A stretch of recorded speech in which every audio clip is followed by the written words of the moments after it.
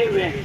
साथियों, पंजाबी में एक कहावत है, वहाँ कहते हैं कि दिया सांझिया होंदिया मीन्स की बेटी सबकी होती है। यहाँ पे यह नहीं देखना है कि ये डॉक्टर है या ये जाट की बेटी है, राजपूत की है या SC ST की है।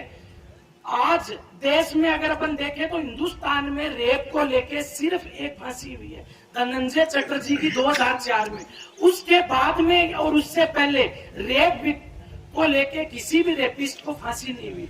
इसका रीजन क्या है? इसका रीजन आप और हम लोग जो यहाँ पे बैठे हैं वो जिम्मेदार हैं। जब भी देश में कोई रेप होता है तब सबसे पहले हम रेपिस्ट का धर्म सर्च करते हैं। ये गूगल के डाटा है, गूगल दिखाता है। सबसे पहले रेपिस्ट का धर्म सर्च करते हैं, उसके बाद उसकी जाति देखते हैं और उसके बाद हम तय करते हैं कि उसका अपराध कितना गंभीर है। साथियों, ये वो देश है जब निर्भया का बलात्कार हुआ तो देश की सत्ता चेंज हो गई थी।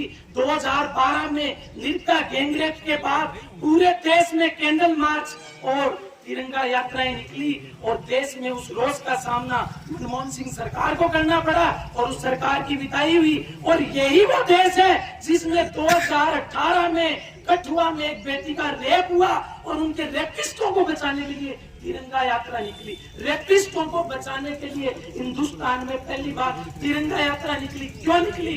क्योंकि रेपिस्टों का धर्म देखा गया और रेप विक्टिम का धर्म देखा गया। आज इस देश में यही हो रहा है। जब हमारी पहलवान बेटियां एक रेप के आरोपी के खिलाफ लड़ाई लड़ रही थी तो पूरा देश गूगल कर रहा था कि रेप विक्टिम का धर्म क्या है, जाति क्या है और रेपिस्ट की जाति क्या है। पूरे देश में आज वो बेटी जब बाहर से ओलंपिक में अपनी लड़ाई लड़के आ रही है, कुछ लोगों की वजह से पदक उसको मिल नहीं पाया, तब भी देश में एक नारा चल रहा है, दबदबा था, दबदबा है, दबदबा रहेगा। किस चीज का दबदबा है?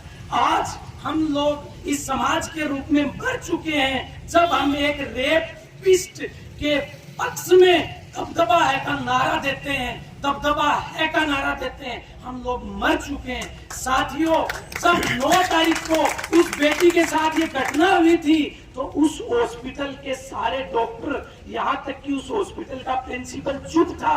इस घटना का खुलासा उस कॉलेज के प्रिंसिपल ने नहीं किया, ना पुलिस ने किया। उसका डॉक्टर ढूंढते दोपहर के 11 बजे जब कमरे में पहुंचा, उसको वो लाश मिली। उसके बाद प्रिंसिपल का पहला बयान आता है कि ये लड़की वहां क्या कर रही थी। वहां की पुलिस का पहला बयान आता है कि शायद ये सुसाइड हो सकता है। उसके बाद भारत की जनवादी नौजवान सभा की मीनाक्षी मुखर्जी, जो बंगाल की सचिव है, उसके नेतृत्व में जब वहां धरना दिया गया तब जाके इस मामले का खुलासा हुआ कि नहीं, ये आत्महत्या नहीं है, ये रेप की घटना है। लेकिन तब तक तो उसके बाद 13 तारीख की रात को 14 तारीख की रात को वोमेन्स रिक्लेम द नाइट एक मूवमेंट पूरे देश में चलाया जाना था।